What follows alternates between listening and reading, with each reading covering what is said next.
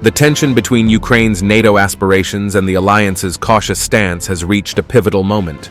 On Tuesday, NATO Secretary-General Mark Rutte sidestepped questions about Ukraine's potential membership, emphasizing that the immediate priority should be strengthening Ukraine's position in future peace talks with Russia.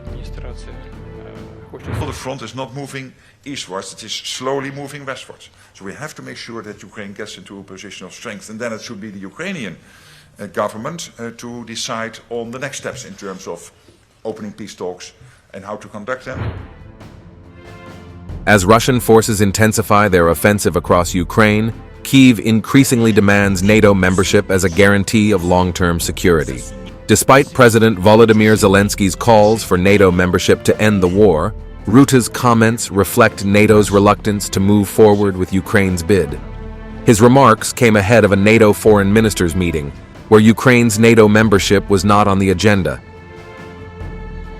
Ukraine has reaffirmed its stance, rejecting alternatives to full NATO membership. The Foreign Ministry cited the 1994 Budapest Memorandum, where Ukraine gave up its nuclear arsenal for security guarantees.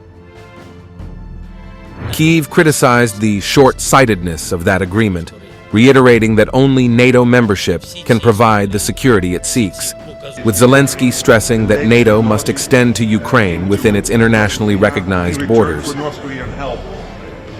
Speaking to Sky News, Zelensky argued that recognizing occupied Ukrainian territories as Russian would violate Ukraine's constitution. He believes NATO membership would help de-escalate the conflict, allowing for diplomatic negotiations over contested territories. The invitation must be given to Ukraine within its internationally recognized border. You can't give invitation to just one part of a country. Why? Because thus you would recognize that Ukraine is only that territory of Ukraine and the other one is Russia. So legally, by law, we have no right to recognize the occupied territory as territory of Russia. And here we must not make any mistake. But if we want to stop the hot stage of the war, we should take under NATO umbrella the territory of Ukraine that we have under our control.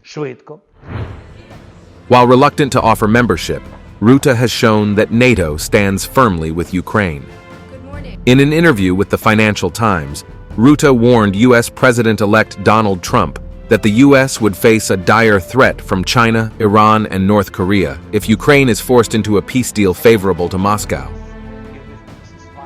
Rutte made his case to Trump, stressing that deeper ties between U.S. adversaries would jeopardize American security.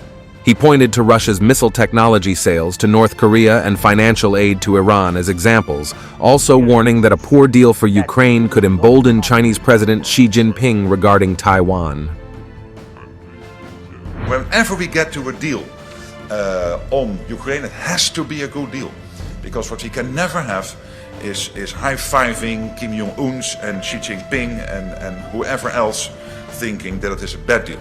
Because that might get other people think about what they could do. So this is crucial for our defense, not only here in Europe, but also the US, the Indo-Pacific, and the Euro-Atlantic. Mark Rutte revealed that he made these points directly to Trump during their meeting in Florida on November 22nd, urging him to remain committed to NATO and continue supporting Ukraine, warning of broader security risks if Kyiv is abandoned.